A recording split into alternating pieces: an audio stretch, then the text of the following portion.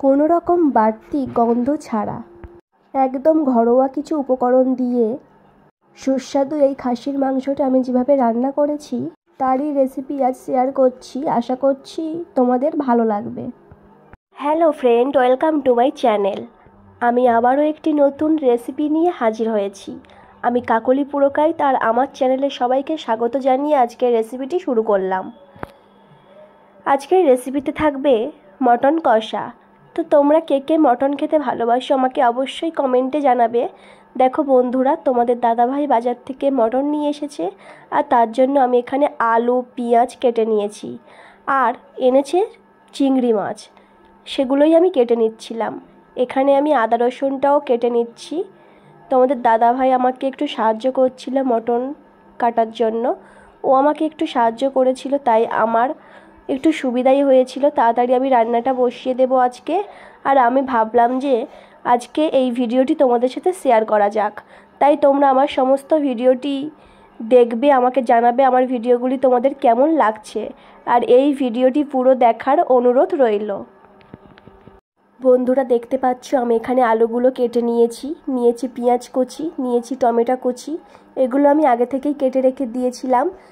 এছাড়াও তোমাদের দাদাভাই বাজার থেকে তেল নিয়ে এসেছিল, তেলটাও শেষ হয়ে গেছিলো, তাই জন্য আমি তেলটা আগে ঢেলে নিচ্ছি। তোমরা কিন্তু আমাকে অবশ্যই কমেন্টে জানাবে তোমাদের পূজার জামা কি হয়েছে আর কার কটা জামা হয়েছে আমাকে অবশ্যই জানাবে কমেন্টে। এই যে এখন আমি তেলটা ঢেলে নিলাম। এই ভ্লগ ভিডিওগুলি তোমাদের কেমন লাগছে আমাকে অবশ্যই জানাবে। এছাড়া তোমরা যদি চাও যে আমি অন্য টপিক নিয়ে ভিডিও করি সেটাও আমাকে বলবে, তোমরা আমার কেমন ভিডিও দেখতে চাইছো। তোমরা যে ধরনের ভিডিও বলবে আমি তেমনই দেওয়ার চেষ্টা করব। আমার তেলটা ঢালা কমপ্লিট হয়ে গেছে আর এখানে আমি শুকনো লঙ্কা নিয়েছি আদা রসুন আর নিয়েছি শুকনো লঙ্কা, নিয়ে নিলাম জিরে, এগুলো আমি মিক্সচারে বেটে নেব, তাই জন্য নিয়েছি জিরে। এখানে আমি দিয়ে দিচ্ছি চন্দনী। সমস্ত মশলা আমি মিক্সচারে বেটে নেব, তাই জন্য একটা একটা করে দিয়ে দিচ্ছি, তোমরা দেখতে থাকো। এই যে আমি মিক্সচারেও দিয়ে দিয়েছি, এগুলো এখন আমি বেটে নিচ্ছি বা মিহি করে নিচ্ছি, যে যেটা বলতে পারো।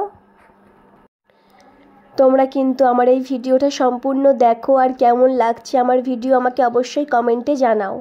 এই যে আমার এখানে সমস্ত কিছু মশলা রয়েছে, সমস্ত কিছু মশলা আমি এখানে বেটে নিয়েছি, যেমন আদা রসুন চন্দনী জিরে শুকনো লঙ্কা, এই সমস্ত আমি বেটে নিয়েছি, তোমাদেরকে আগেও দেখিয়ে দিলাম। এই যে এখন আমি তেলটা গরম হয়ে গেলে আলুগুলো ভেজে নিচ্ছি ভালোভাবে।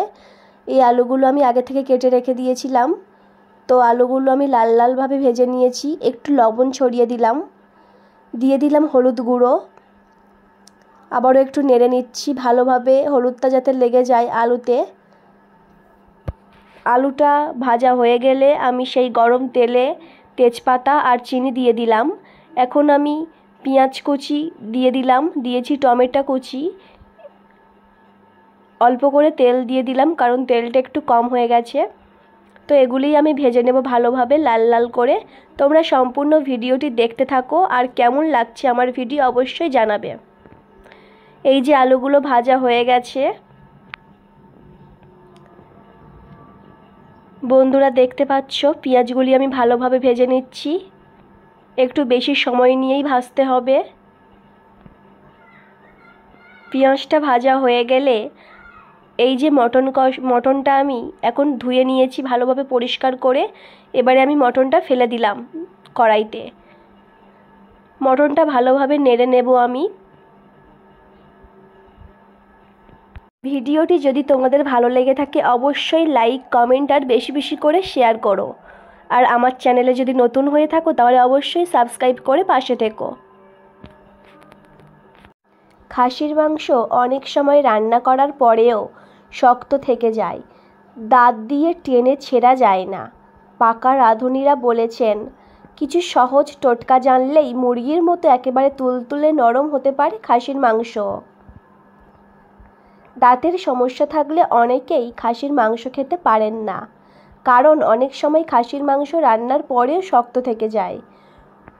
বন্ধুরা দেখতে পাচ্ছ আমি এখানে মশলাগুলো দিয়ে দিলাম, এগুলো আমি আগে থেকে বেটে রেখেছিলাম। দিয়ে দিলাম অল্প পরিমাণে লবণ। এখানে আমি কি মশলা দিয়েছি তোমাদেরকে আগে থেকেই বলে রেখেছি, তো ভিডিওটি সম্পূর্ণ দেখতে থাকো, তাহলেই বুঝতে পারবে। মুরগির মাংস যত সহজে সেদ্ধ হয়, খাসির মাংস তত সহজে সেদ্ধ হয় না। পাকা রাঁধুনিরা কিন্তু বলেছেন কয়েকটি সহজ টোটকা জানলেই মুরগির মতোই তুলতুলে নরম হবে খাসির মাংস। ভাত রাঁধার সময় চাল টিপলেই যেমন বোঝা যায় কতটা সেদ্ধ হলো ভাত, তেমনই কেনার সময় দেখে কিনতে হবে খাসি। সদ্য জবাই করা টাটকা মাংস সাধারণত বেশি নরম হয়। তাছাড়া মাংসের চর্বি কতটা তা দেখেও বোঝা যায় কত তাড়াতাড়ি মাংস সেদ্ধ হবে। খাসির রান, ঘাড়, কাঁধ ও পাঁজরের মাংসে চর্বির মিশ্রণ ভালো থাকে, তাই এই সব অংশের মাংস দ্রুত নরম হয়। মশলা মাখানোর সময় রান্নার আগে মাংসে লবণ মাখিয়ে রাখতে পারেন। কি মাখাচ্ছেন তার উপর নির্ভর করে কতক্ষণ ম্যারিনেট করে রেখে দেবেন। লবণ ছাড়াও একাধিক উপাদান দিয়ে মাংস মাখিয়ে রেখে দেওয়া যায়। রান্না করার কায়দার উপরেও খাসির মাংস কতটা নরম হবে তা নির্ভর করে। কম আঁচে অন্তত 3 ঘন্টা রান্না করতে পারলে সবচেয়ে নরম হয় মাংস। পাঁজরের মাংস অন্তত 90 ডিগ্রি সেলসিয়াস তাপমাত্রায় রান্না করতে হবে, কিন্তু হাড়বিহীন মাংস রাঁধতে হবে 52 ডিগ্রি সেলসিয়াসে। এখানে বন্ধুরা দেখতে পাচ্ছ আমার মেয়ে এসেছে, ও কষা মাংস খেতে খুবই ভালোবাসে, তাই ও কষা মাংস তুলে নিয়ে গেল। তবে অনেকক্ষণ ধরে রান্না করলে জল টেনে যেতে পারে, সেদিকে খেয়াল রাখতে হবে রান্নার সময়। তো আমি এখানে প্রেসার কুকারে দিয়ে দিয়েছি মাংসটা, যাতে ভালোভাবে সিদ্ধ হয়। বন্ধুরা দেখতে পাচ্ছ মাংসটা হয়ে গেছে, তাই আমি নামিয়েও নিয়েছি। এখন একটু সময় হাতে নিয়ে আমি প্রেসার কুকারটা খুললাম। এই যে আমি এখানে গরম মশলা ব্যবহার করছি, গরম মশলাটা দিয়ে দিলাম। বাঙালি পেটরোগা যতই হোক, তাদের নামের পাশ থেকে খাদ্যরসিক তকমা কেউ কেড়ে নিতে পারবে না। মসুর ডাল আর আলু পোস্ত যতই থাক, সঙ্গে মুরগি মাটন না হলে একেবারেই চলবে না। খাসির মাংস সিদ্ধ করতে গিয়ে কাল ঘাম ছোটেনি এমন মানুষ কমই আছে। আবার মটন ছাড়া বাঙালি জল ছাড়া মাছের মতো। বিশেষ করে বেশিরভাগ বাঙালি পরিবারে আজও রবিবার দুপুরে মাংস রান্নার রেওয়াজ রয়েছে, কিন্তু মাংস ভালো করে বুঝে শুনে কিনতে না পারলেই মুশকিল।